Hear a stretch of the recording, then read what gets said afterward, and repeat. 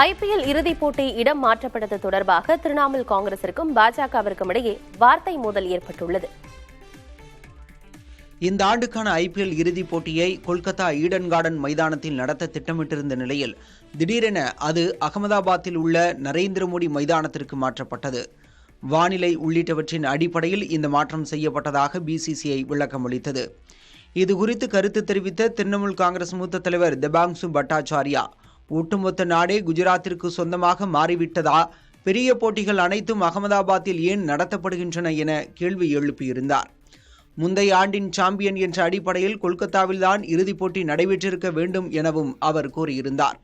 மேற்கு வங்கத்தின் பாதுகாப்பு சூழலை கருத்தில் கொண்டே இறுதிப் போட்டி இடமாற்றப்பட்டதாக அம்மாநில பாஜக தலைவர் சுகந்தா மஜும்தார் தெரிவித்திருந்தார். பாகிஸ்தானிலிருந்து தொலைவில் உள்ள கொல்கத்தாவை விட அதற்கு மிக அருகில் உள்ள அகமதாபாத்தில் பாதுகாப்பானதா என இதற்கு திரிணாமுல் கட்சியின் தேபாங்சு பதில் கேள்வி எழுப்பியிருந்தார். இதற்கிடையே இறுதிப் போட்டி இடமாற்றத்தை கண்டித்து கொல்கத்தாவில் கிரிக்கெட் ரசிகர்கள் ஆர்ப்பாட்டத்தில் ஈடுபட்டனர். முதல்வர் ஸ்டாலினால் பாராட்டப்பட்ட சுற்றுச்சூழல் ஆர்வலர் நிமல் ராகவனுக்கு பட்டுக்கோட்டை நகராட்சி நிர்வாகம் நெருக்கடி அளிப்பதாக குற்றச்சாட்டு எழுந்துள்ளது.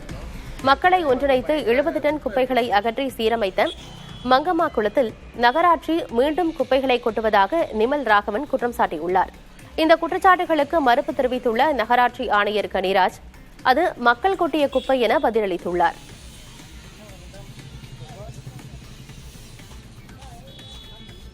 முளைக்கட்டிய பயிர்களை காலை உணவாகவோ மாலை நேர தின்பண்டமாகவோ உண்ணும் பழக்கம் பரவலாகி வருகிறது.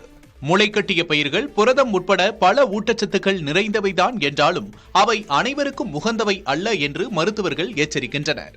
நோய் எதிர்ப்பு சக்தி குறைவாக உள்ளவர்கள், குழந்தைகள் மற்றும் முதியோர் முளைக்கட்டிய பயிர்களை சமைக்காமல் உண்பதால் வயிற்றுப்போக்கு, குமட்டல், வாந்தி, மயக்கம் போன்ற பிரச்சனைகளை எதிர்கொள்ளும் ஆபத்து உள்ளது என்று மருத்துவர்கள் கூறுகின்றனர். வயிறு சார்ந்த பிரச்சனைகள் உள்ளவர்களும் முளைக்கட்டிய பயிர்களை உண்பதை தவிர்க்க வேண்டும். அவை செரிமானத்துக்கு கடினமானவை என்பதே காரணம். எதையும் அளவோடும் ஒருவரது உடலின் இயல்பு சார்ந்த கவனத்துடனும் உட்கொள்வது பாதுகாப்பானது என்பதே மருத்துவர்கள் கூறும் செய்தி. முன்னாள் குடியரசுத் தலைவர் அப்துல் கலாமின் வாழ்க்கை தனுஷ் நடிப்பில் திரைப்படமாகிறது. கலாம் தி மிசைல் மேன் ஆஃப் இந்தியா என இப்படத்திற்கு பெயர் சூட்டப்பட்டுள்ளது. ஆதிபுருஷ் இயக்குனர் ஓம் ராவத் இயக்கியுள்ள இப்படத்தினை தி காஷ்மீர் ஃபைல்ஸ் படத்தை தயாரித்த அபிஷேக் அகர்வால் தயாரிக்க உள்ளார். கான் திரைப்பட விழாவில் இந்த படம் குறித்த அதிகாரப்பூர்வ அறிவிப்பு வெளியாக உள்ளது. இளைஞர் பட்டாளத்தை வைத்து புதிய படம் இயக்க திட்டமிட்டுள்ளதாக இயக்குநர் மணிரத்னம் தெரிவித்துள்ளார். இதுகுறித்து பேசிய அவர், தக்லைஃப் படத்திற்கு பிறகு புதிய திறமையாளர்களை வைத்து அடுத்த படத்தை இயக்க இருப்பதாக கூறினார்.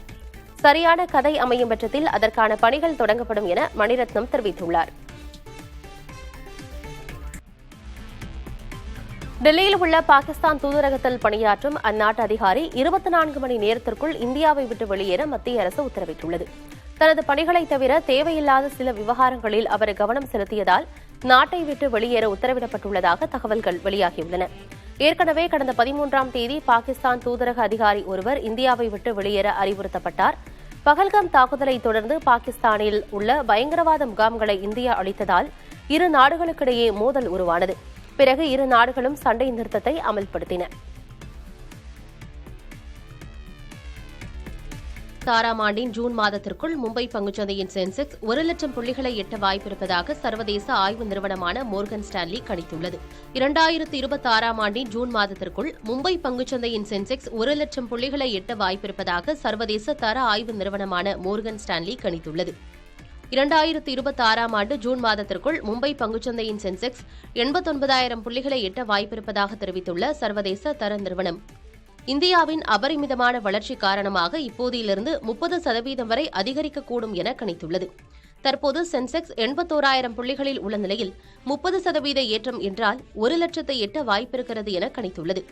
இந்த இலக்கை எட்ட கச்சா எண்ணெய் விலை $65 இருக்க வேண்டும், GST வரி வீதம் குறைக்கப்பட வேண்டும் என்பன உள்ளிட்டவைகளையும் மோர்கன் ஸ்டான்லி பட்டியலிட்டுள்ளது.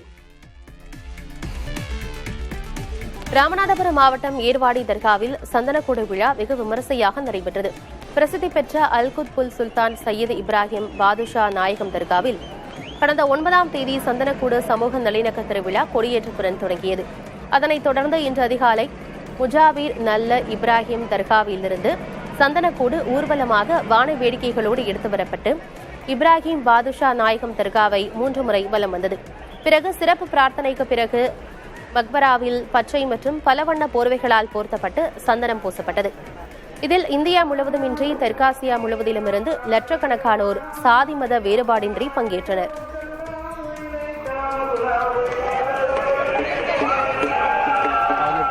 வந்துட்டு இருக்காங்க. வீட்டில் உடம்பு சரியில்லாத அதனால் வந்தேன். அதனால் எனக்கு அது அவங்க காட்டினாங்க, இது காட்டினாங்க. அதை வீட்டில் வந்து எடுத்தாங்க, மினாமில் வந்து எடுத்துகிட்டு போகிறேன்னாங்க. அப்புறம் ராபியா பீமா வந்தாங்க, வந்து சொன்னேன், குறைய சொன்னேன். அவங்க வந்தாங்க, அவங்க வந்து மினாமில் வந்து அதை எடுத்துக்கிட்டு சலாம் சொல்லிட்டு வந்தாங்க. அதுலேருந்து இந்த 18-19 வருஷமாக வந்துட்டு தான் இருக்கேன். எங்கள் வீட்டில் நல்லபடியாக நாங்கள் இதாக இருக்கோம், எந்த ஒரு குறையும் இல்லாத இருக்கோம் இவங்க துவா வர்க்கத்தில். சிவகங்கை அருகே கல்குவாரியில் மண் சரிந்து 5 பேர் உயிரிழந்த சம்பவத்தை அடுத்து கல்குவாரிகளில் மேற்கொள்ள வேண்டிய பாதுகாப்பு வழிமுறைகள் மற்றும் விதிமுறைகள் முறையாக பின்பற்றப்படுகிறதா என்று அனைத்து மாவட்ட கனிமவளத்துறை அதிகாரிகள் ஆய்வு செய்ய வேண்டும் என கனிமவளத்துறை உத்தரவிட்டுள்ளது. குவாரிகளில் எந்தவிதமான மண் கல் சரிவும் ஏற்படாமல் இருக்கும் வகையில் சுரங்க திட்டத்தில் பெஞ்ச் முறையில் 5 மீட்டர் நீளம், 5 மீட்டர் அகலம், 5 மீட்டர் உயரம் என அமைக்க வேண்டும் என்று பல்வேறு பாதுகாப்பு விதிகள் உள்ளன. இவை முறையாக அமல்படுத்தப்படுகிறதா என்று ஆய்வு செய்யவும் கனிம வளத்துறை உத்தரவிட்டுள்ளது. இது தொடர்பாக விரைவில் விரிவான வழிகாட்டு நெறிமுறைகள் வெளியிடப்படும் என்றும் அதிகாரிகள் தெரிவித்துள்ளனர். இதற்கிடையே விபத்து நடந்த கல்குவாரியின் அனுமதியை தற்காலிகமாக நிறுத்தி வைத்து மாவட்ட ஆட்சியர் உத்தரவிட்டுள்ளார்.